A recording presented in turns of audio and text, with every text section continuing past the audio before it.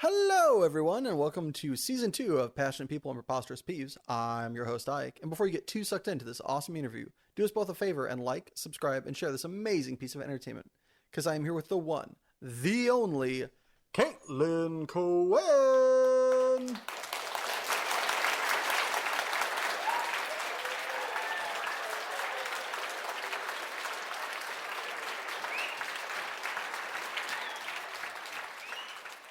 Hey, happy to be here.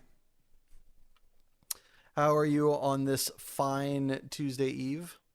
Oh, I am definitely recovering from a long but good weekend. I went hiking in Lassen Volcanic National Park. Hey! Yeah, and I grew up going to that park. Where'd you go? we hiked Mount Lassen, went all the way up to the peak, and I forgot that I have elevation sickness. So that was really fun. Yeah. Whoops. But it was. I love that park. I haven't been there in so long. Yeah, the park's so great. Did you check out any of the lakes or just go for the big view? Yeah, we walked around a couple of the lakes and saw the geothermal stuff. We were camping right by Summit Lake. So that was. Oh, nice. Yeah, I've been there. Yeah, That's it was a great great. one. It's gorgeous. Yeah. All the lakes in Lassen National Park are just true works of art. It's so beautiful. Yeah, All right, well, it's so before cool. before we get too sucked into this trip down my memory lane, let's go down a trip sort of for your filmic memory lane. You have a favorite movie quote that you will just say apropos of nothing? That's a good one. No, I don't think I have anything from movies. I mostly quote vines because of who I am as a person. So I will quote any vine anywhere. I mean, What's your favorite Vine to quote? my favorite one right now is road work ahead. Yeah, I sure hope it does. Yeah. It's so good. I mean, who Yeah. needs a feature-length movie when you can tell a story in 6 seconds? I mean, just peak art form right there. Vine. Yeah. No, I remember that one. That's one of the great ones. His look on his face too of just like annoyed, like he Oh yeah, he knows perfectly he's being annoying. personifies like a 50-year-old man who's just like, gosh, this is such a Yeah. great gaze. Yeah. Totally. It's such a like dad joke for a young, like late teen, early 20 person to be saying too. It's just all around excellent. All right. Well, I'm still gonna try to get a cinematic answer out of you. So the next one we got on this here list. So what was your first date movie, or in lieu of that, what do you think would make a perfect first date movie for someone else? Well, my first date movie was definitely not a good date movie. Ooh, what is it? We went and saw W, that movie about George W. Bush, which just like shows why I'm or who I am as a person and that I'm into politics and stuff. And like, it's not romantic. It was not like a date movie, but it was a movie that we both wanted to see. So, yeah, it was, yeah, no, definitely don't go see something like that on a date if you're trying to like set the mood. But, if you're trying unless the mood is let's overthrow the government. Yeah, which is definitely a mood. It's a good mood. Maybe that's what I'll watch after this. Like, I need to be in that mood. Yeah. Well, let's switch over to something a little bit more savory then, perhaps. What's your favorite meal to make just for yourself, assuming cost and time are not relevant factors? Oh my God, Ike. So I'm secretly still a 12-year-old, and mac and cheese. Hey, me too. Mac and Yes. cheese is my go-to. So if I actually have like time and energy, I will make fancy mac and cheese from the Homeroom cookbook. I don't know if you've ever been to Homeroom in Oakland, but it's like I have not. it's all mac and cheese, dude. It's so great. It's my favorite. And so they have a cookbook of just like various mac and cheese recipes. So if you're feeling like blue cheese or like spicy, or they have like trailer mac, which is hot dogs and potato chips in mac and cheese. So Oh, that sounds good. yeah, whatever mood you're in, there is a mac for that. So that is my go-to. And if I'm really good, I'll make like a veggie side, but usually not. Mac and cheese is a whole meal. True facts. What is your cheese preference?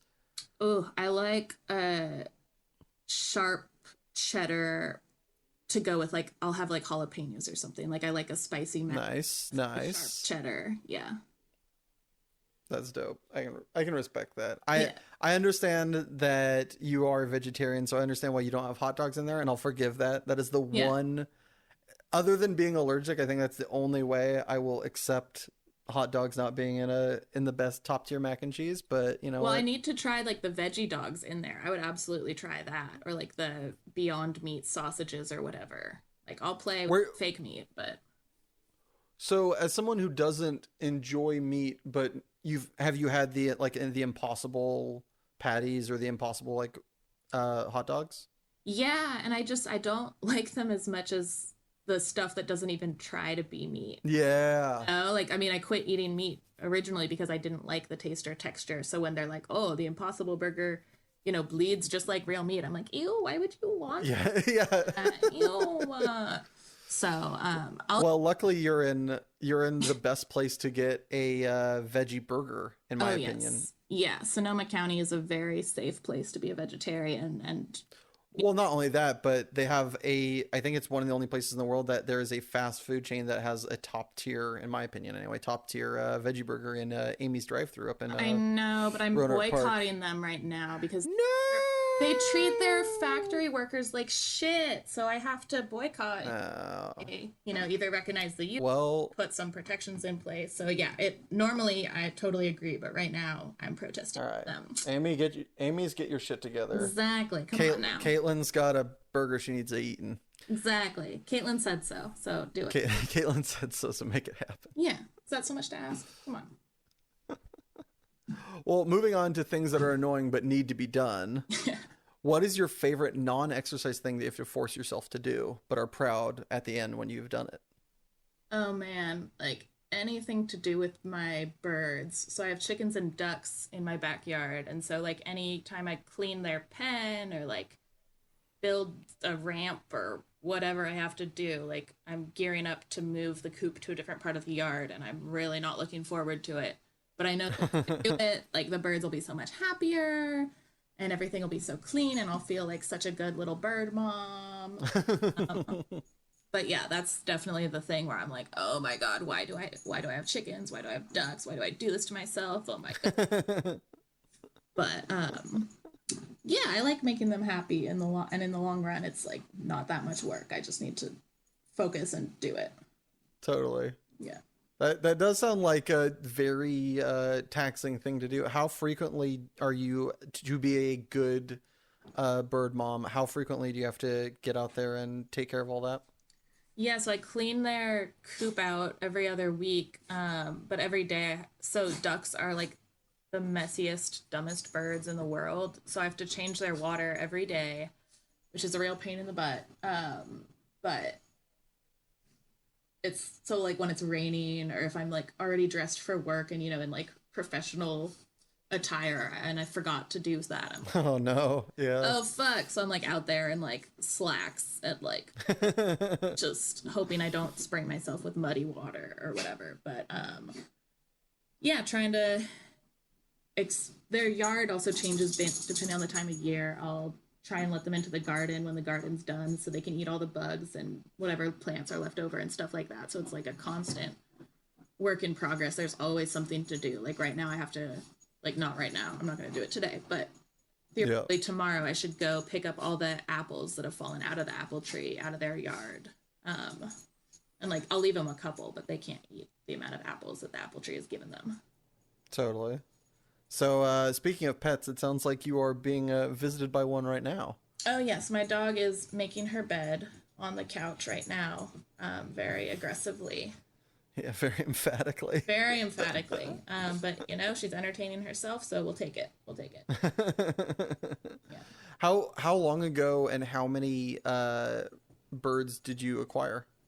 Yeah, so I bought a house in November 2020, and within a month I had 3 ducks and 3 chickens. And at one point we had a rooster too, but he was just too miserable. He was being a cock. He was being a real cock. He really was. He started to crow at like 4 a.m. and I don't hate my much. Yeah. So I gave him to the animal shelter and we helped him. I think he went to a rooster sanctuary. Aw. Which sounds like a euphemism, but like it's real. Right? It's like, yeah, we sent the rooster away to a farm. Don't worry about it. Yeah. No. It's like that. They're living a happier life upstate. Yeah, just don't worry about it. Exactly. No, like, it's Sonoma County, so there is such a thing as a rooster sanctuary, for sure. Well, talking about things that are almost, they sound make believe. Who's someone you've never met, alive or dead, that you'd like to have lunch with? Oh, that's a good one. Why, thank you. Who would I like to have lunch with? I'm like a big believer in kill your idols. Like, no one is as good as you set them up to be, and like quick, Noam Chomsky, run. Yeah, run. And like deifying people, like it's a whole thing. But I do think it'd be pretty dope to have lunch with like Marsha P. Johnson or Sylvia Rivera, some of the beginners of Pride. Like, we just got out of Pride Month.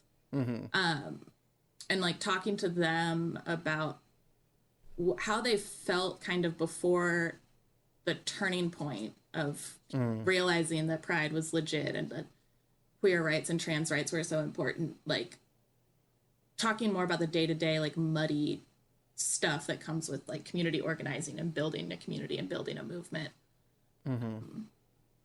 Because I'm sure they had the same self-doubts that a lot of people have when they're trying to build something of like, what if this goes nowhere? Like, what am I doing? Am I crazy for even trying? So talking to them about that kind of thing would be awesome. Yeah, that sounds rad. Yeah, you're invited when we have our lunch. We'll all hang. Woohoo! Yeah. Well, if you were to have said lunch and wanted to say something untowards of the persons that were in those two pioneers' path, what favorite non-traditional curse word of yours do you think you would choose to use? Oh man, I get in so much trouble because I just swear a lot with like real swear words. So when I'm around friends with kids or whatever, it's always something with poop or like poopy butthole. Like, I think that's Rick and Morty, Mr. Poopy Butthole, but anything fecally related, but that can be funny is what I go to. Like, oh, poop, or yeah, I think especially around kids or when I'm trying to keep it PG-13, it's never like swearing at someone. It's like an explanation, like a nebulous explanation. Yeah, exactly. There's no target. It's just this. Yeah, because if you're trying to model vitriol, you're throwing into the vast universe. Just into the universe, exactly. Like, I'm not about to like swear out someone's mom in front of them. Like, that's for after the kids are gone. When cocktails are out and children are asleep. Exactly. When the gloves come off and the begins. Yes. What inanimate object do you think you'd want to be best friends with were it sentient? Oh. I mean, so I was in Lassen with my best friend who majored in geology, and so I learned a lot about rocks and a lot about volcanoes. So now I kind of want to like be buddies with a rock and like they've seen some shit. Like, they've been around for forever. Like, I want to know how it got separated from the rock it came from, or how it if it's an igneous rock or whatever. Like, I want to tell me your story, bruh. Yeah, we got time. Let's talk millions of years of history, bro. like I don't know, maybe the rock saw some cool historical shit that no one else saw. I wonder if the rock would be like long-winded or if his answers would be like really concise. Yeah, because on one hand they've seen everything, and on the other hand they've probably just been like I have to imagine at some point they're kind of just over it, especially humans. So it's just like, look, man, I'm not gonna go into everything because you're a little you don't have enough time to hear all of what I have to say. So we're gonna get bullet points. Totally, and I'm sure a lot of it would have to blur together, right? I mean, 99% of it couldn't have been that interesting. Yeah. Well, for 500 years, I sat here looking at nothing, and nothing slowly became the ocean, or a mountain. Crept up real slowly. Yeah. They probably would be great best friends to be with because they have to be super patient. Yeah, like they don't have a choice. Like, they're stuck there. So if they want something, they have to rely on me to like carry them somewhere. Have you ever had a pet rock? I didn't have a pet rock, but I remember being in preschool and like spotting this rock that I swore was gold on the other side of the fence. So like when my dad picked me up, I made him help me find it on the other side of the fence. And Aww. a couple years later, I like drew a cat on it. It was not cat shaped, but I put cat ears on it and a cat. Aww. So I kind of had a pet rock. I never thought it was like my pet or like yeah, like made it have a personality or any sentience, but it was a rock that I was very proud of. And then when I realized that it wasn't gold, that's when I think I decided to turn it into a cat. So, yeah. Well, it's not pretty this way, so I'll make it pretty another way. Exactly. Now it's valuable because it's a cat. Yeah. Kid logic. Kid logic. The whole airtight right there. Oh yeah. I'm not about to argue with 3-year-old me. She's crazy. She'll bite you. She probably would. Yeah, she's unstoppable. Like older child. Don't mess with the older child. On a complete about face from Rox's friends, do you have a life hack that you'd like to share with the class to help better their overall experience on this big blue ball we call home? My only life hack is to just like ask for what you want and not be afraid of rejection, because people aren't psychic and some rules literally just exist for no good reason or are meant to be broken. Like, don't be a dick, but ask for what you want. Like, I was reading an article today where someone, for a year, every couple weeks, they would ask to do something totally weird, and, like, usually they would get rejected, but it was great for their self-confidence, and, like, they learned that the worst that could happen, for the most part, is someone saying no. So, like, they asked a cop if they could ride in or drive the police car. They asked Subway if they could make their own sandwich. Like, just... But it's, like, true. It's, like, just ask for what you want. And, like, again, for the most part, there are obviously caveats. Like, the worst thing that can happen is that you don't get to do it. Yeah. Well, very, very few of them are going to result in you, like, dealing with any kind of consequence. You know, like, right, exactly. Outside of asking if you can rob the bank. You know, right, I don't right. think there's going to be a consequence for you asking a, at worst, foolish question. Right, you know, like maybe just, like, don't ask to commit a crime, yeah. Yeah. But, like, if what you're asking for is legal, who cares? Like... Yeah.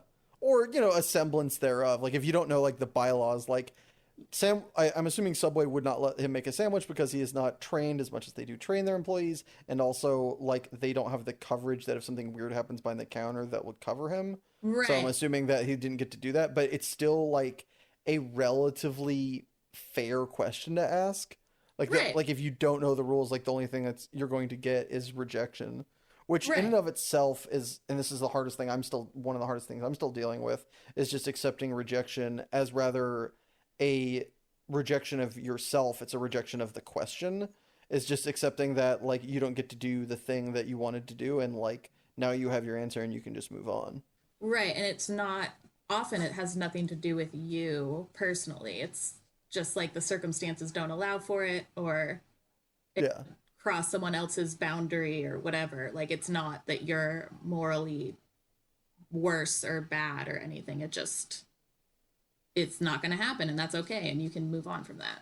Yeah. Now you know you're not going to spend the rest of your life wondering, like, oh, could I have made my own sandwich that day in July?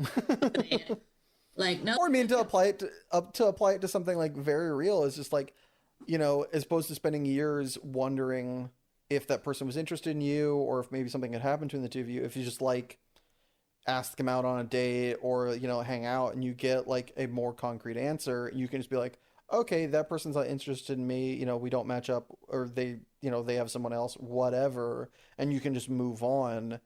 The amount, like, once you can accept that it's not about you, which is definitely like the hardest thing to do as far as, you know, my especially in that experience. circumstance. Yeah, once you can accept that, you know, okay, I'm just not the kind of thing that they wanted, and just like not take that personal, just like accept that fact and then move on, you free up so much emotional kind of entanglement, worry, concern, and hope, and you get to like, just use that, move forward, whether it means moving on and seeing if somebody else is interested, or just moving on with your life and knowing that that person isn't, and like you don't have to spend all that time like worrying, fretting, and hoping. 1,000,000%. Like, yeah, and you're not wasting all of that emotional energy that you have. Yeah, like you said, like worrying about it and stressing about it. Like the sooner that you can figure out your own feelings and just like respectfully act on them and see what happens, the sooner both of you can move on and have either like a healthier friendship or, part ways or whatever happens. Like, yeah. That's one of the situations where, yeah, unfortunately, asking for what you want may have consequences that you don't want, but isn't that better than dragging it out and getting the end result like 3 years down the line? Yeah, absolutely agree. Well, moving on to something far less serious and world-shattering. If you were a condiment, which do you think you'd be? Oh, definitely relish. Like, get a little bit of texture, a little bit of sweetness, a little bit of savory, a little bit of, like, even I've had, like, some kind of spicier relish. Like, it's just a fun, interesting one. And I don't get to have it very often because I don't often have veggie dogs. So for me, it's, like, a little interesting one, for sure. Very much a rare occasional condiment that you just enjoy. Yeah, exactly. So like when I do get to have it, it's already exciting. But yeah. You're adding like it's your sprinkles on top of your rare sundae, basically. Yeah, exactly. Yeah. It just like brings the whole don't interchange those two, by the way. No, no pickle flavored ice cream stuff. No, I'm good. Even though I would try chocolate sauce on a veggie hot dog. But yeah, not pickles on ice cream. I'll probably pass on that one. That's the most disgusting thing ever. Ew, chocolate sauce on savory quasi meats. Well, like fondue, bro. People love that shit. I don't put that on, but that's bread. Some people dip meat, but I guess they dip it into cheese. Yeah. Yeah. I don't know. I had to pick to each their own, but don't invite me if we're putting chocolate on. I won't invite you to my weird veggie hot dog fondue party. Yeah. It's the only option. It's chocolate. Or blindfold me and I'll just eat whatever I'm eating and not see it. Yeah. No, I don't want to be surprised by you. No. All right. Growing up, do you remember what you first wanted to be? Like, was there like an occupation or, what have it? I call myself a recovering horse girl. I was a horse girl for most of my life. Horses were everything. And so I really, really wanted to be a jockey and like ride in horse races because like all the books I read were about that. Riding racehorses, training racehorses, breeding racehorses. And so like as I started to get taller, I was actually really sad because to be a jockey, you have to be short and tiny. Yeah. And I was like, oh no, I'm getting tall for a girl. This but yeah, I'm glad that didn't pan out. It seems like very physically taxing, and I'm sure there's a good chunk of the sport that is great, but a lot of it does have some animal cruelty, and like I would rather just casually enjoy horses than my whole life and my whole personality. When did you come to accept the reality that you weren't going to be a jockey? Like at what age? I think probably like when I was 11 or 12, because that's when I started dressing up as like a jockey or something else like that for Halloween. So like I knew it was a costume and I wasn't like trying to, because I was tiny, so I totally thought like I'll be tiny forever.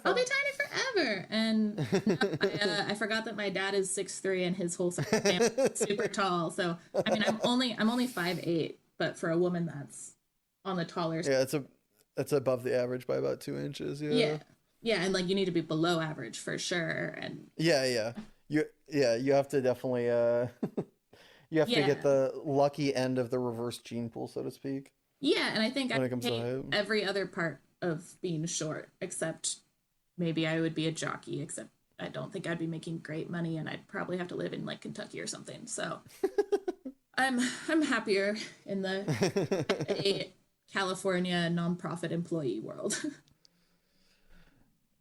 After you kind of came to that realization, how much of a period before you started dressing up and doing it as Halloween was there? Or are we talking years? Are we talking months? Was it only like a week? Like, how long did it take you to like accept that future reality that you had so longed for being, you know, no longer existent for you?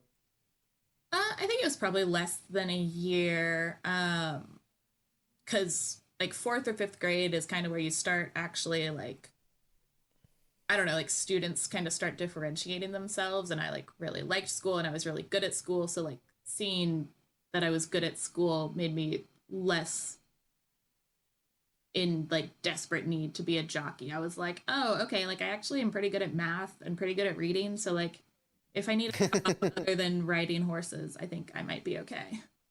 So it just kind of, excuse the pun, but it Yeah. jockeyed position. Yeah, exactly. Your I love school, it. Yes. yeah, it started to like just kind of slip away and get into last place, and then, you know, didn't finish. Didn't finish, didn't get a trophy, didn't get the like blanket of roses that they throw over the horse at the end. None of that. Yeah.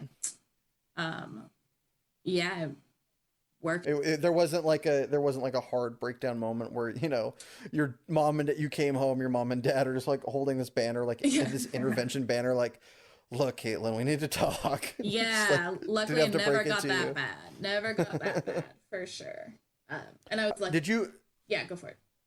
No, continue. Sorry, you're I lucky. was just saying, I was lucky I got to like ride horses as a kid and get to explore that and kind of see more realistically what careers there were in that field, if as it is. And it's like, damn, I'd have to be like really, really dedicated and make this my whole life if I wanted to make it a career. And even then, it would be like an exhausting, physically grueling career.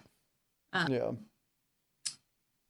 So yeah, I got to live my horse girl life, but I didn't have to be my whole life. Yeah.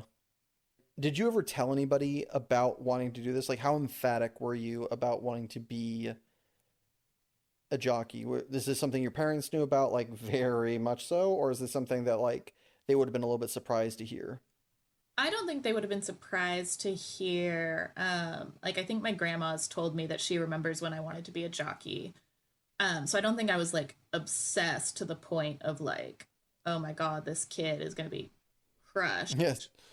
In for a very hard wake-up call. Right. But it's like, I think it was all at the age that like kids want to be those cool, weird jobs. Mm-hmm. And that Everybody wants to be a unicorn when everyone, they're 10. yeah. Well, everyone wants to be a marine biologist. Like I was led to believe there were way more marine biologists than there are in my life. Oh yeah, somebody did the math. There are more there are more full-time architects in film than there are in real life.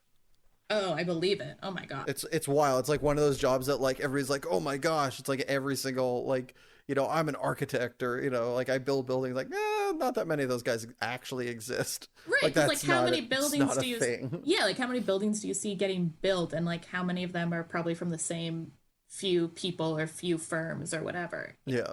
Yeah, it's There's just only like not so really much. a thing. Yeah, there's only so much work that needs to be done. There are only so many harbor seals that need to be tagged on the stick or whatever. Like it's finite. It's finite. Well, let's say, no, there's no transition there. Screw it. You're going out to a party. Let me give you this theoretical circumstance. You're going out to a party and you want to look extra. Other than your normal garb, what accessory do you rock to put you over the top? Get you noticed, get you that job at that architecture firm. Well, I don't know if it would get me the job at the architecture firm, but like glitter, always just add some arts and crafts herpes and then regret it for the next like month, because why did I put glitter on my face? Because now it's in my bed, it's in everything. Oh shit, I spilled it all over the bathroom. Like so about once a year I think glitter is a really good idea, and like put glitter on. And then for 11 months I remember that like, no, glitter's a stupid idea, but then I forget and I'm like, oh, glitter's a good idea. So yeah, like glitter. It's your once a year mistake. Yeah, like just like about once a year is how often I go to a concert before I realize that like the crowd and the loudness of the music are like overstimulating and I don't actually enjoy myself. But then I'll go like about a year and be like, and someone will invite me to a concert and I'm like, oh, I like my friend, I like the artist. So yeah, I'll go to a concert with you. And then, yeah. 20 minutes in. Yeah, it's like, ah, shit. Why'd I do that to myself? Yeah, no. I think it's like, it's not to the same extent at all, but I've heard that people that like go through labor, there's like hormones that are released when they give birth because it's such a miserable, shitty, horrible physical experience. No one would ever want to do it twice. So we've evolved to like release some hormone or chemical so we forget how bad it was. Yeah. So I think my body does something like that. I'm convinced. Yeah. Well, other than only using glitter once a year and or potentially never again, what life lesson do you wish you learned sooner? That's a good one. What life lesson do I wish I'd learned sooner? I think kind of playing into the rejection talk we were talking about earlier, like not letting fear stop me. Like there's some proper fears and things you've evolved to fear that like, yeah, you should probably listen to yourself on that one. But recognizing when a fear is either like unfounded or even if it is founded, that like if that horrible thing happens, it's still not that horrible. Yeah. Right? Like the person you want to ask out turning you down does not mean the end of your life. Like, yeah, you can wallow and go eat ice cream and like pine for that life the two of you could have had together. But at the end of the day, like you're not physically hurt. And as long as they weren't super cruel or anything, you're not emotionally scarred. And if they were physically cruel, or not physically cruel, but if they were emotionally cruel to you, then you even more know that like you dodged a bullet. Yeah, you dodged a bullet. Like you didn't. Right, you didn't end up partnered to some shitty human. Yeah. You didn't end up being a AA jockey in like Connecticut. Right. Barely. For barely real, yeah. By. Right, like making $20,000 a year and sleeping in the fucking stall with the horse and the hay. Yeah.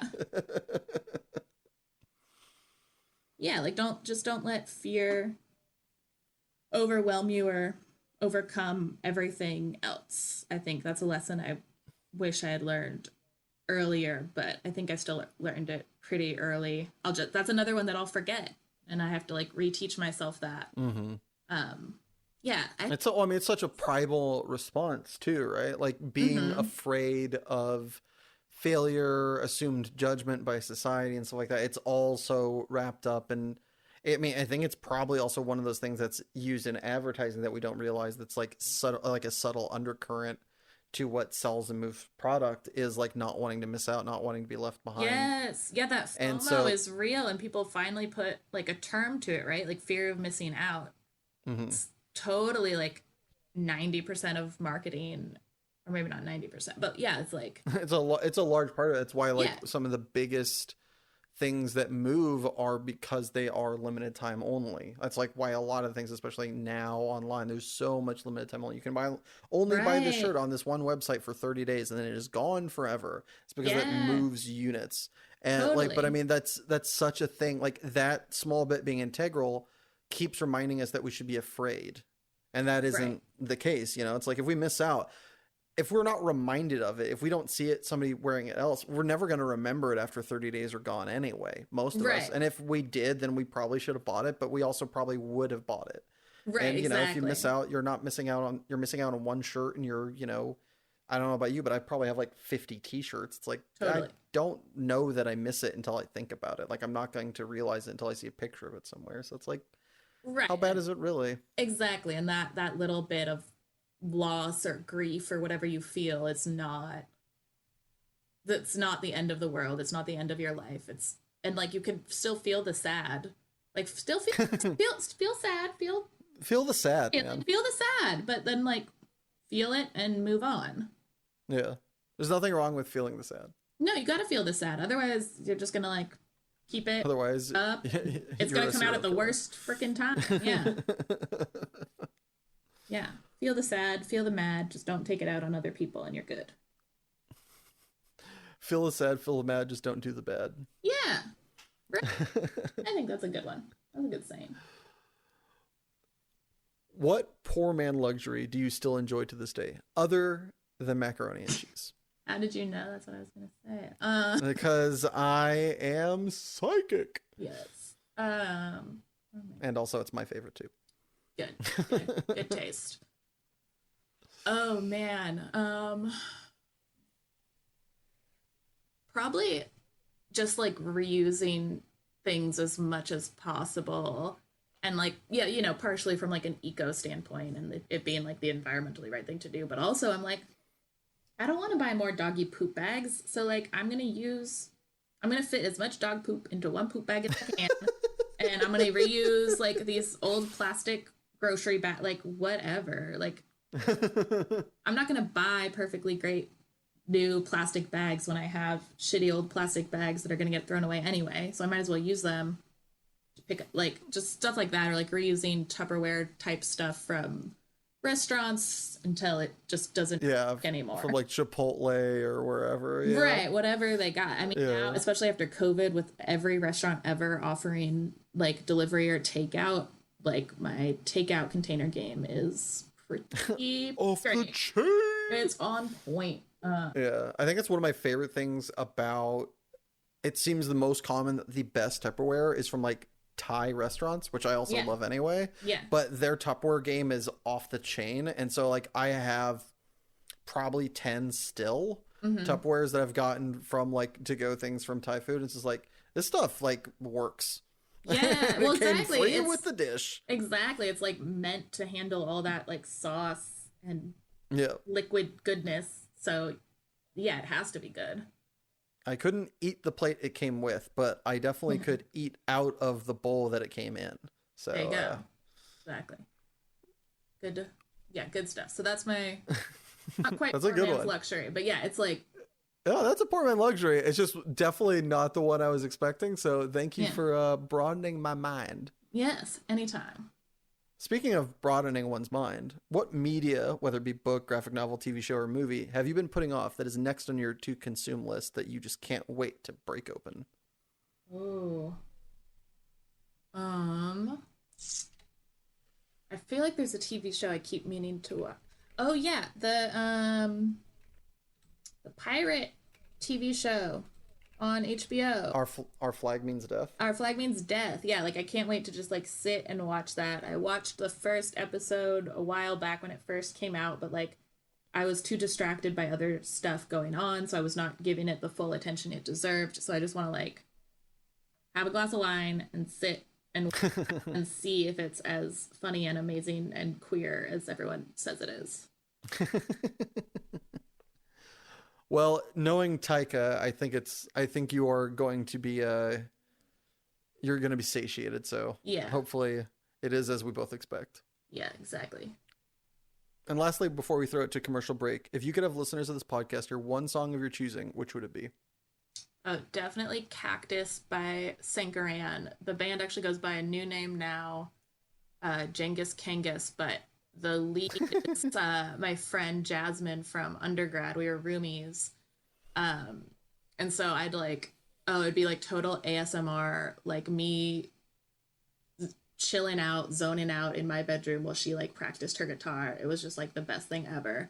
Awesome. But now she's like a full-on artist, and Cactus is just such a good song about like being a woman existing in the world and how she wishes she was a cactus so everyone would like leave her the fuck alone and she could be as yeah, like everything from that album is great, but like that one is such an anthem for sure. That's rad. All right, and with that, we're going to throw it to our first break. Feel free to stick around and enjoy this totally real commercial, or take a minute to enjoy Cactus by Sankaran. Or if you really wanted to hear a song from a previous episode, check out the playlist on Spotify, Passionate People and Preposterous Peeves podcast song Rex. It's a long title, I know. Don't worry, there's a link in the description. Either way, see you in a jiffy. Have you ever wanted to kill a small woodland creature or break a window but not had the physical strength? I know I have. Now introducing Rock. Rock comes in a variation of sizes and ready to use. Simply put Rock in your hand, raise it back to ear level, and release. See? You've got it! This ad does not condone the violence against small woodland creatures or windows, nor will it be held liable for any inability of use when coming into contact with paper. Welcome back, everyone. So I'm here with Caitlin. And Caitlin, I believe you've brought a passion with you today. What's on your mind? Yeah, I mean, I'm really passionate about local politics because they just like seem so boring, and honestly sometimes they are really boring and you have to sit through a lot of bullshit sometimes, but like those are the decisions that impact our lives the most and like the most immediately and the most concretely. And honestly, like the powers that be are hoping that you don't be engaged in local politics and that like the status quo just continues to exist. And like everyone in Petaluma that complains about potholes, like they don't actually contact their city council members and ask what the city is doing about it. So like, I mean, for better or for worse, like everything is political. And so I'm just passionate about getting more people involved. So like local government and local bodies look more like the people they serve and like actually give a shit about the people they serve. Because there's a good line, I forget who said it, but like to the average person who says like, oh, I don't care about politics, your landlord does, your boss does. Yeah. Like all these systems that rely on you and your money and your labor are very involved in politics. And they're counting on you not being. So like, if nothing else, like at least just research during the elections and like make sure you vote in every race and be like relatively informed. Like I'm not saying everyone needs to run for office or like donate to a candidate, but like at least register to vote and vote. Cause I mean, you can win an election by like 2 or 3 votes. And so like 2 or 3 votes between a Trump supporting dumpster fire or like a woke ass like leftist doctor person, like I know which one of those two I would rather take 5 out of my day to make sure is ahead.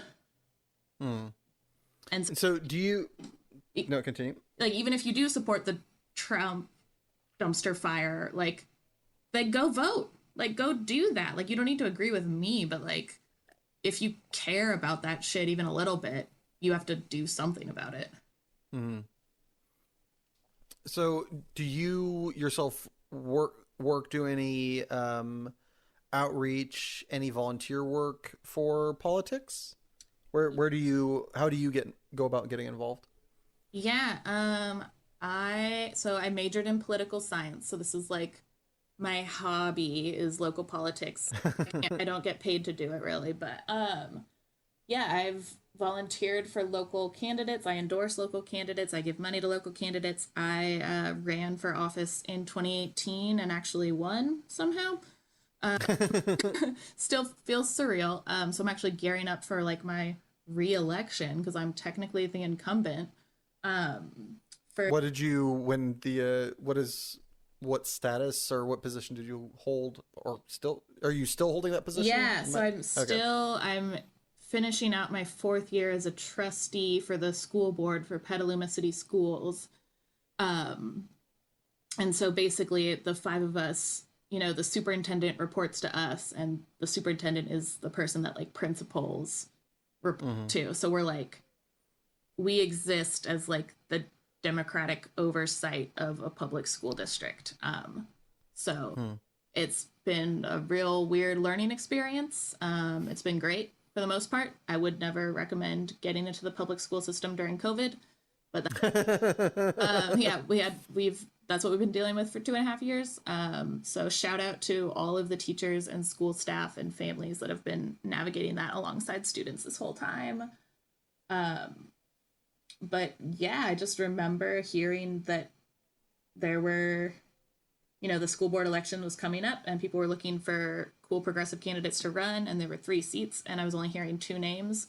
And I just remember thinking like, oh shit, like I gotta do that. Like if no one's gonna do it, because like when the teachers went on strike a year or 2 before that, I remember thinking like, oh man, I gotta support whoever runs for the school board next time. to, you know, prevent this from happening again. And then fast forward, when it's time to find people to run, they couldn't find enough cool progressive people. So it was like, well, fuck. I guess we're doing this. You got your name called, and it's time for the Hunger Games to begin. Exactly. That's what it felt like.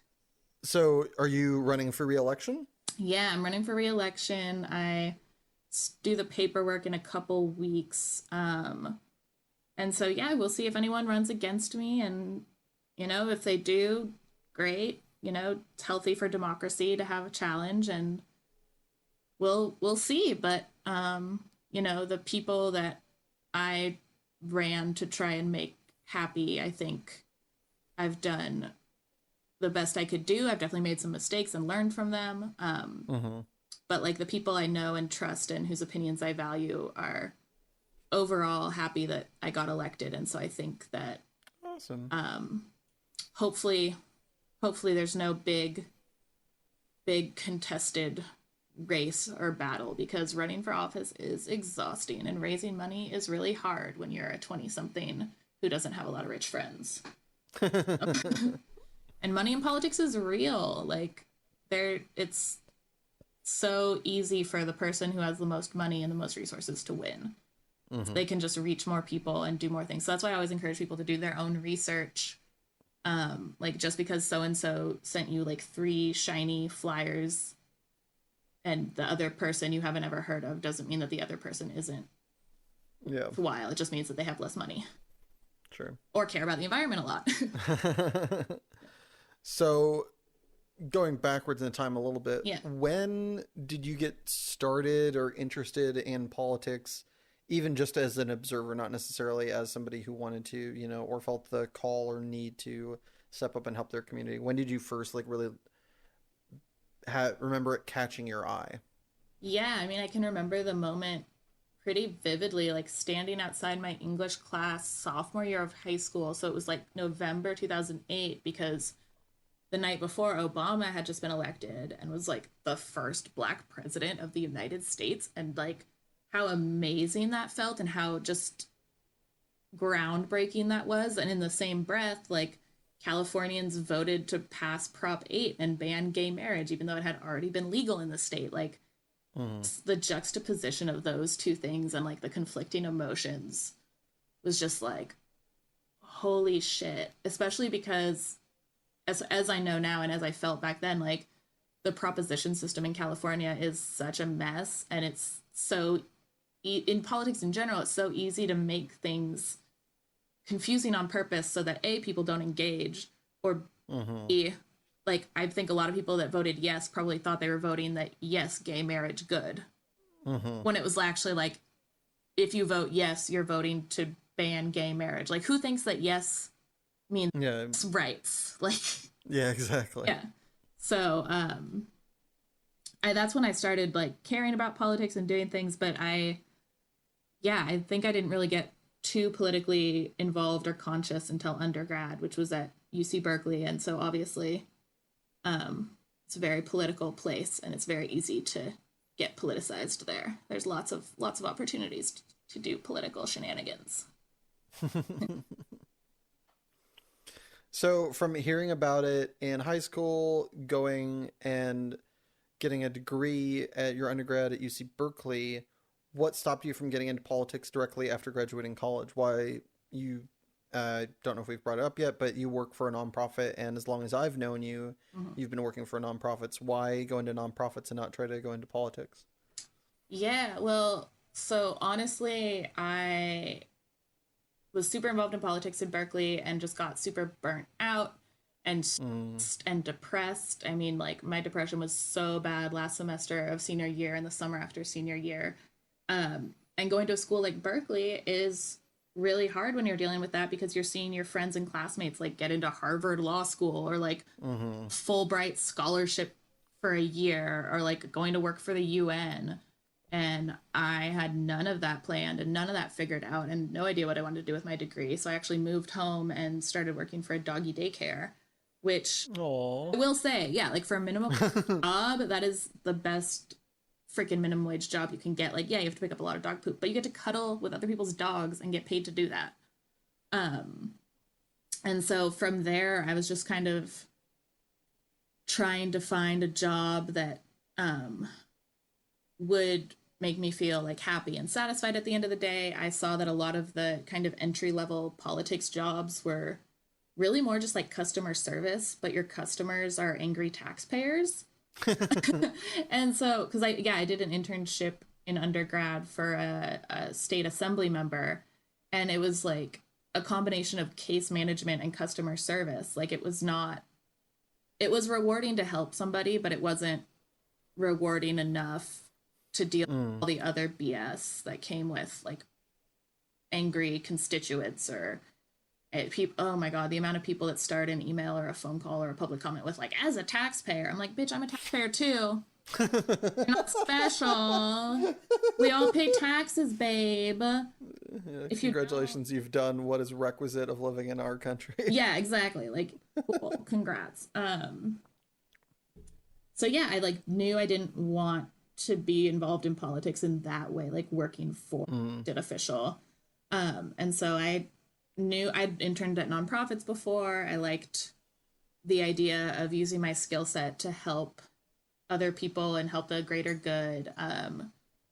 And, you know, making money isn't the easiest in the nonprofit world, but I've been lucky to work at nonprofits that paid enough to live on, and have decent benefits and stuff. And so I felt like the two nonprofits I've been able to work at have been really rewarding places to work, and I've had really great coworkers at all of them. And even though I'm not like politically involved, it's nice kind of being closer to the ground level of getting people the resources they need, or like right now expanding the pathways for young people to explore new careers that will change their lives and their families' lives. That's awesome. Yeah. So what would you say, as someone who's been involved, who has a degree in all of this, what would you say is the biggest misconception about local politics, or perhaps politics in general, by the wider world? Yeah, I think the idea that like the things have to be this way because that's how they've always been. I mean, like our country really isn't that old. And it was started by a revolution of people that like didn't want to pay taxes. A lot of them that wanted to own other people, which is not great, and we should probably address that. But you know, just a bunch of guys got together and wrote a constitution. Like, it's just a piece of paper. We've amended it 1,000,000 times. Well, not 1,000,000. What, like 17 times? We've amended it a fair amount. Yeah. We've put some more ink on that page. Yeah, a ton more than once. Exactly. Like, so I think that even with local stuff, people are kind of like, oh, well, it's always been this way, so that must be how it has to be. And it's like, no, it doesn't. Like, if we can envision it, we can change it. So I'm not the most creative person, so envisioning isn't my strong suit, but taking someone else's vision and making it happen, like, that's where I can come in clutch for sure. Yeah, it definitely is one of those things that there's a comedian that put it so well. It's just like, this doesn't make any sense. Like, this country's not, like you're saying, it's not that old. You know, it was written by a bunch of like white guys a couple hundred years ago from a seat of privilege. It's like, so like, I think one of the best responses to, we can't change the Constitution, or we can't amend this, or we can't change this law that's been like, you know, in existence since their country's creation, is like it's a great like bit of like a meme kind of chat back and forth between like guy talking to Thomas Jefferson or something like that. Is about, I think it was like about the voters in California or something like that. He's just like, yeah, with like 33 million. He's like, there's 33 million people? Right, yeah, in California. Right. Just in California? It's like, yeah, the scope and the change in our country in these last 200 years, you know, with all the revolutions, not talking people-wise, but just like mechanically, the Industrial Revolution, the Nuclear Revolution, all that. Right, they didn't even have indoor plumbing. Like, you expect me to they wanted you to have an AR-15. And like, speaking of Thomas Jefferson, people that are like constitutionalists love to talk about what he wanted. He wanted us to change the Constitution every like 19 years. because even he, as like a fucking rapist of enslaved people, recognized that things change and people change. Like, holy shit, y'all, come on. Yeah. It is kind of funny how there's a lot of cherry picking when it comes to people that want to stay tradition. And I understand why people want to stay tradition. You know, it's like, it's what you're used to. It's comfortable. The idea of change is, especially when it's something that, especially if you were not one of the maligned groups, is kind of terrifying. But it's like that thing we were talking about earlier, you know, fear, you're letting fear control your life when it has no position doing so. You are the one in control of your life. Don't let fear run your life. Sometimes shit needs to change, and usually it's for the better, but you know, sometimes it's not for your better. Sometimes it's for other people's better, but Right, and there's other usually people's people that, better doesn't necessarily hurt you. yeah, I think we're all so used to like a scarcity mindset and a finite mindset that it's like, oh, more rights for black people means less rights for white people. Like, no, it doesn't. Who taught you that? yeah, Like, how does that make sense? Like, and if you could like actually logic it out, you're like, oh yeah, huh, it's not that scary. Or if you do think it's that scary to be a minority and be white, it's like, oh, do we treat minorities badly in this country? yeah, yeah. You might want to look at like, well, if we have to get treated like them, that's going to suck. It's like, yeah, well, then how do you think it feels being them and being treated that way? Right. And Totally. is that, you know, is that a country you want to live in where you're okay treating people like that? And if so, please don't talk to me because I don't want to know you. Right. Yeah. It's like, keep that to yourself then, weirdo. Yeah. What would you say is your favorite non-obvious aspect of local politics? I think it's how many people are willing to do work without ego or money. And so, you know, it's a whole other conversation we have all the time in local politics of like, oh, should elected officials get paid or get paid more? Because, so for example, in most of local politics, this is across the country, not just in Sonoma County, it's mostly retired white people, mostly retired white men, because they have the time and the resources to do shit for free. Like, how are you going to have a working mom who's like a single mom with 2 jobs? How is she going to have time to be on the city council or on the school board?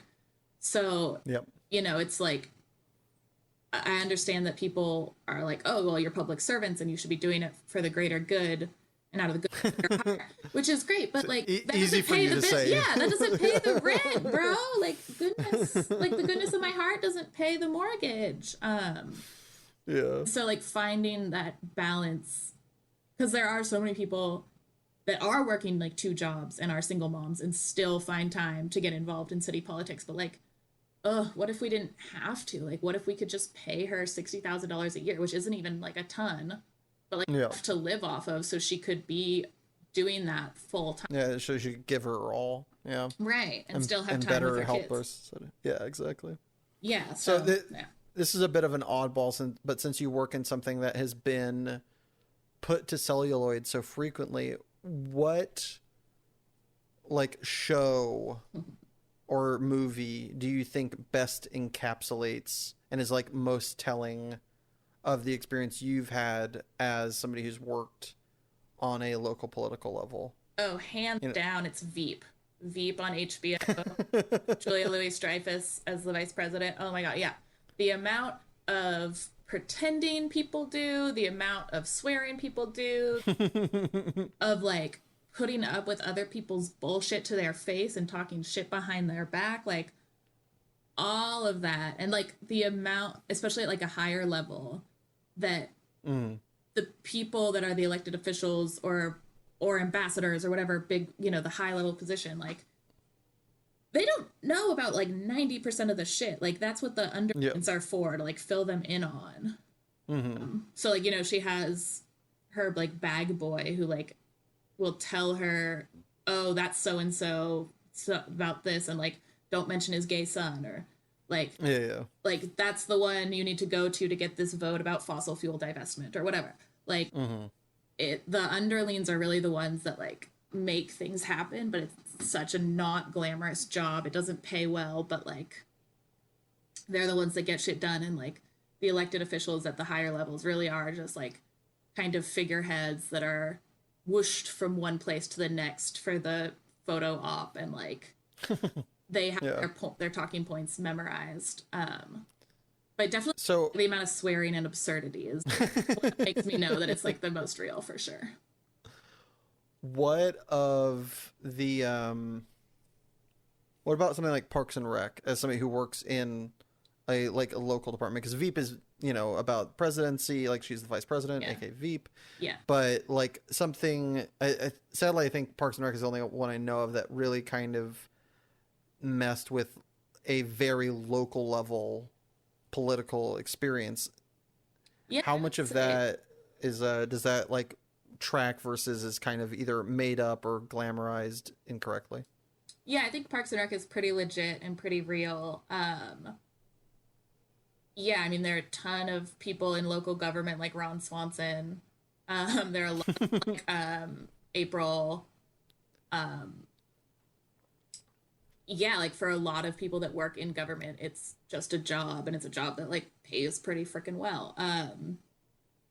But yeah, like there's definitely the people that run for office, like Paul Rudd's character. I forget the character's name. Oh yeah, I don't remember his name, but yeah, he's like the son of somebody mildly famous. Right, he's like the son of the Sweetums guy, and like Yeah, he just has a ton of money, and so he thinks that that entitles him to be involved and to win, even though he's like running against a woman who is unequivocally more qualified and just cares more. Even like he doesn't even know why he's doing it. yeah, he's like just having fun. Yeah, doing but like this, doing there this totally thing. are people, yeah, like in politics that don't really know why. Just like someone told them to run, and white men only need to be like told or asked to run like once or twice, and they're like, "Fuck it, I'll do it." Women need to be asked like 7 times before they'll even like consider it. And so like there are tons of mediocre men in politics, and I mean there are tons of mediocre women too.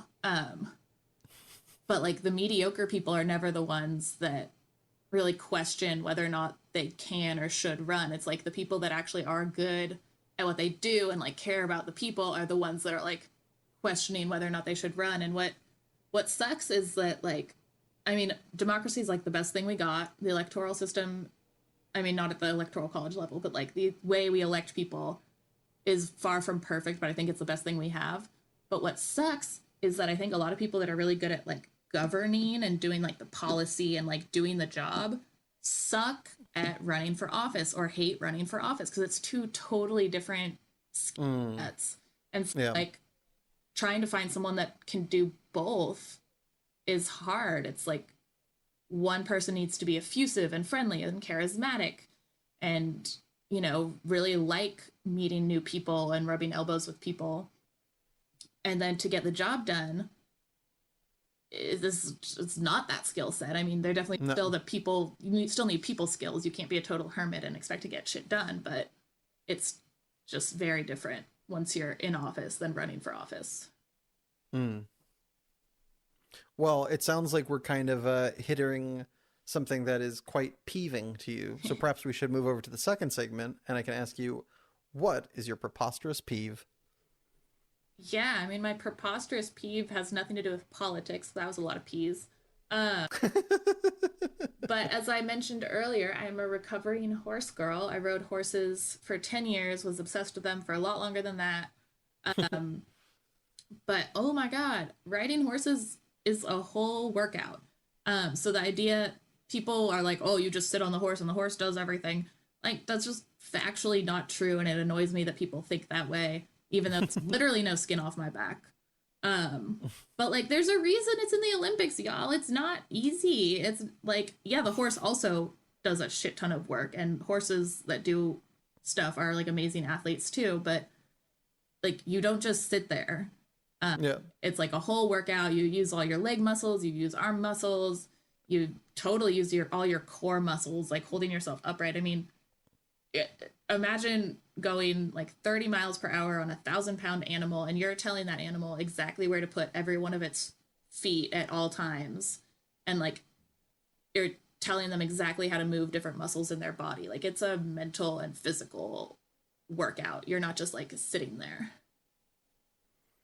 Yeah, I remember my grandpa used to tell my dad, like, because so my grandfather on my father's side was in the cavalry back before it kind of went away, pre or during World War One, and or maybe after. I don't quite remember when. But he was in the cavalry, had a horse, knew exactly what to do with it. And when my dad was growing up, and they would watch westerns because that was the era my dad grew up in. Westerns was like all over TV, whether it be Rawhide or whatever. Yeah. And the amount of times he would point out to my dad the horses that could, or the actors that could and couldn't ride. Yeah. It was interesting because actors that could ride, they would stay tight to the animal so that you don't get hurt. You're not hurting yourself. You're riding better. You've got your feet in the stirrups. You're, holding onto the reins well, and you're kind of becoming one, so to speak, with the animal. You're very much in tune with each other's movements.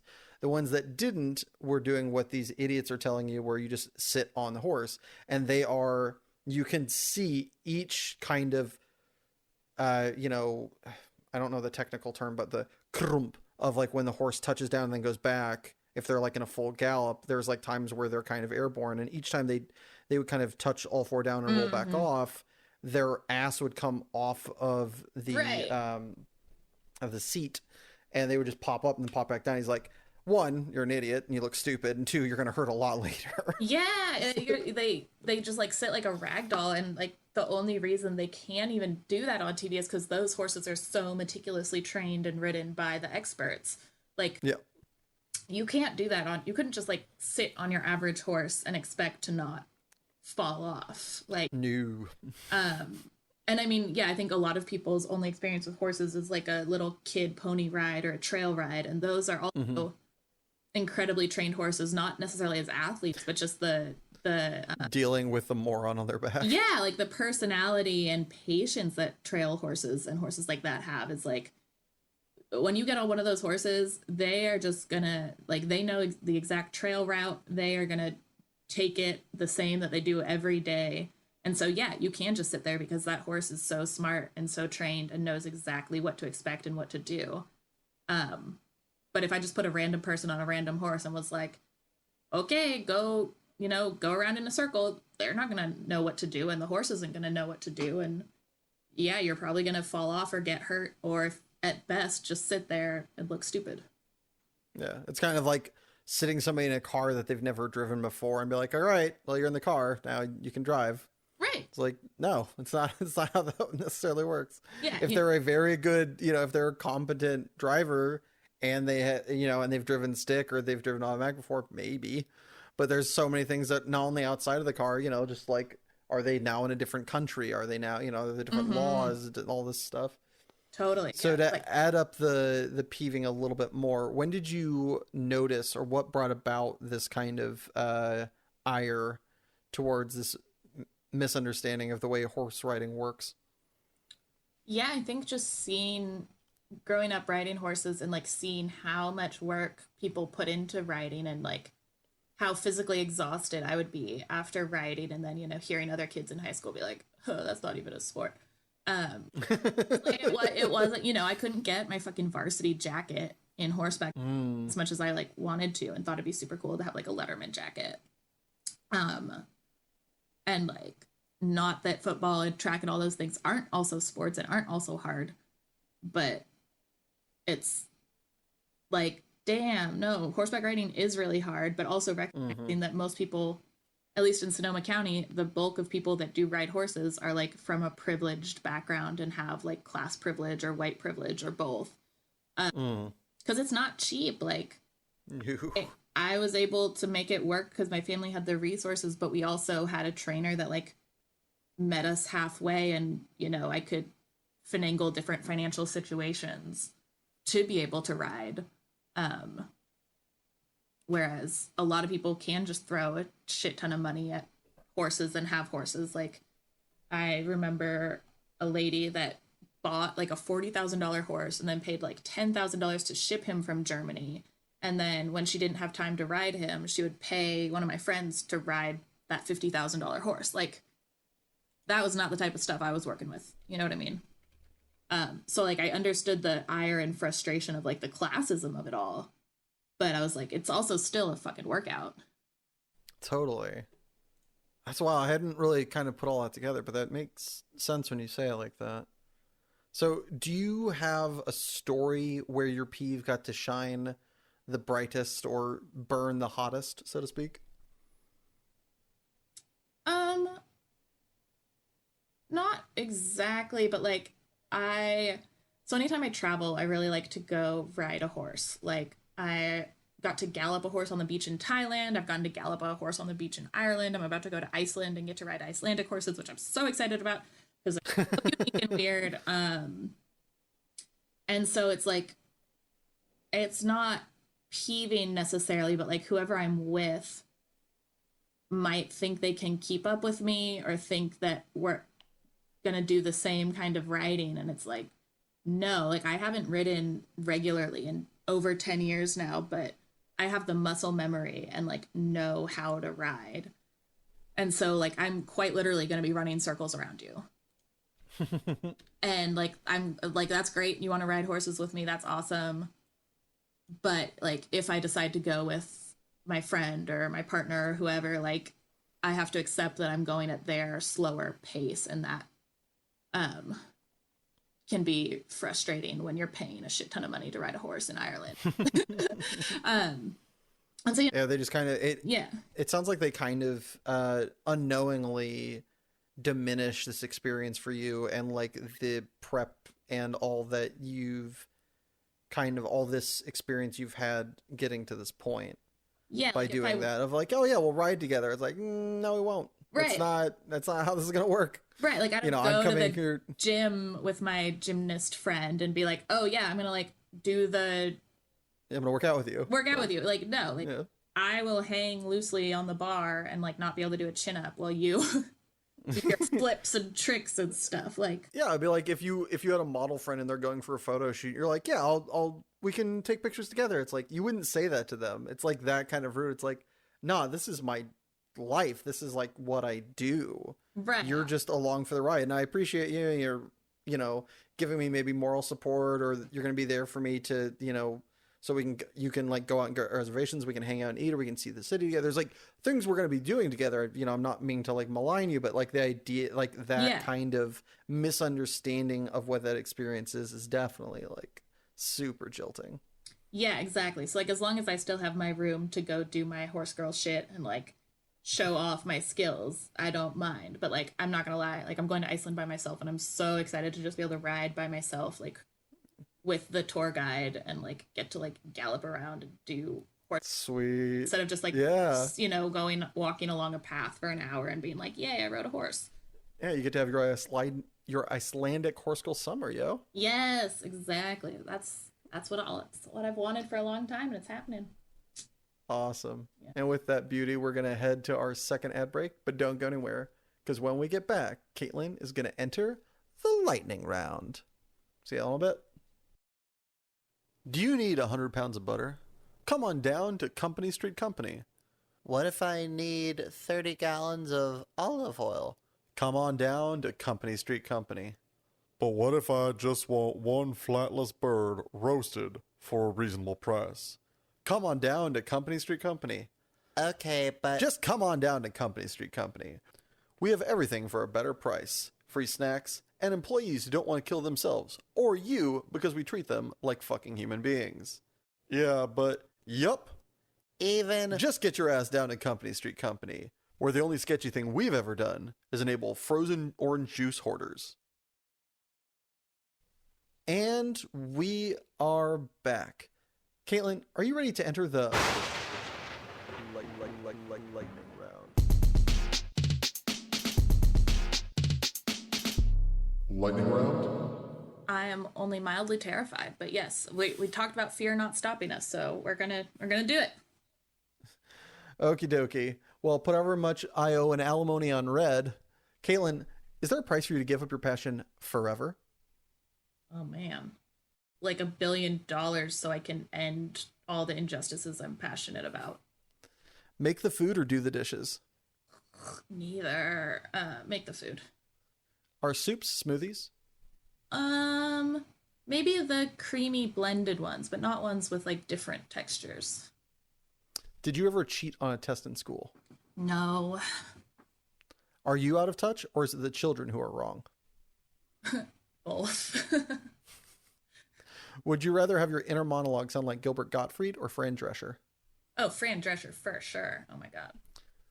Would you rather read the cue cards while wearing the crown or live in a hovel and speak your mind?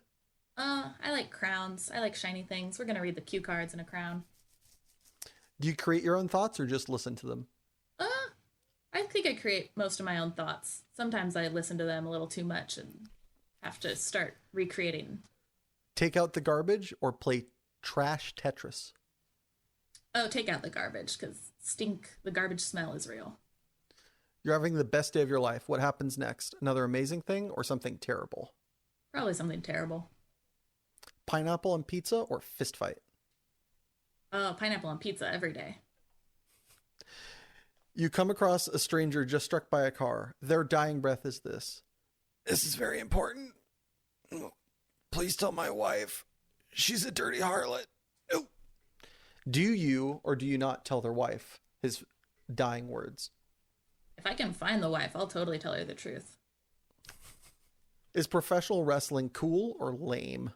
I think it's cool as long as you recognize it's like all an act and a performance. I think that's pretty cool.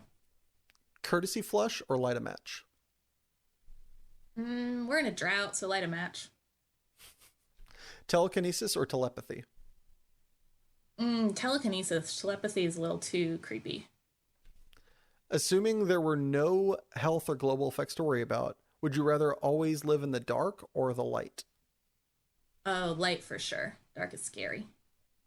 Would you rather be completely made of eyeballs from the neck down, no eyelids, or be a remote-controlled Tonka truck from the neck down? You have no ability to move or activate the remote. However, you can give it to whoever you choose. I think Tonka truck. Eyeballs, so it's too squishy. I don't like the texture of that. I'm going to be a Tonka truck. Could you eat 37 of your favorite food for $5,000 in a 1-hour time limit?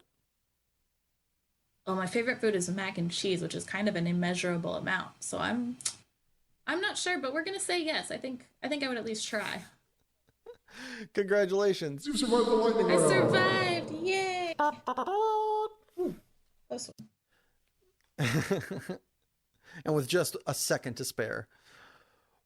And since you have survived said lightning round, what lightning round question would you like to ask me and in turn be asked of future guests? Oh, yeah. It's about food because I haven't had dinner yet. Would you rather eat Brussels sprout flavored Mountain Dew or a milkshake made out of day-old lasagna? I'm always down for any Mountain Dew product, Brussels sprout or otherwise, so I'm gonna chug that with a fervor unseen on this planet yet. That's like big gamer energy. I have to admit it. Like that Mountain Dew love is real. Oh, it's. I have 3 different flavors of Mountain Dew waiting in my fridge right now. You're ready. Soul, body, mind. Oh yeah. What about you? What you choosing? Brussels sprout flavored Mountain Dew or Dale lasagna milkshake? It's gonna be day-old lasagna milkshake because like so much of what makes Brussels sprouts good is like the texture when they've been like roasted or cooked, and so I feel like in a liquid form it would just be weird vegetable juice. All right. Well, as we come to a close here, is there anything you want to plug, shout outs you'd like to give, places people can find you or your content? Yeah, I'm on any social media as at the Caitlin Quinn. Caitlin spelled the original Irish way. I again want to shout out basically everyone who's working in education right now.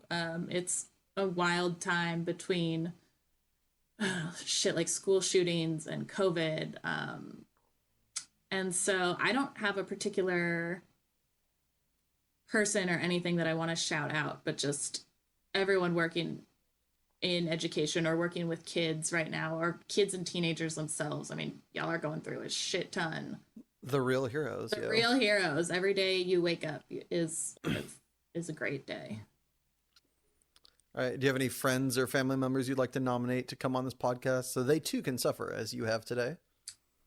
Not any of my personal friends are coming to mind, but I think it'd be really cool if you invited like one of your former teachers. Like now that I have students school on the brain, I'm like, I should really talk to one of his former teachers or some shit. I will comb through and see if I can find a teacher that is foolish enough to jump on. Yeah. All right. Well, thank you, Caitlin, for being my guest today. And a special thanks are due to my editor, Richard Ashford, and my composer, Joshua Gibbons. And thank you. Yes, you listening at home or wherever you found time to appreciate this. Time is the most precious commodity we have, and I appreciate you spending yours with us.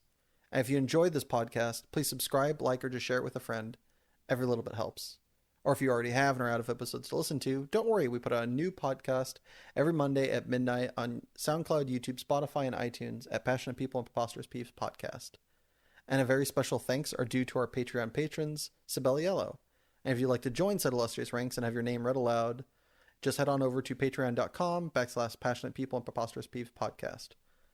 And remember, folks, water is hotter when boiled. Clothes need a hose when soiled. So why aren't we sore at our pores for all the fun they've spoiled? Ciao.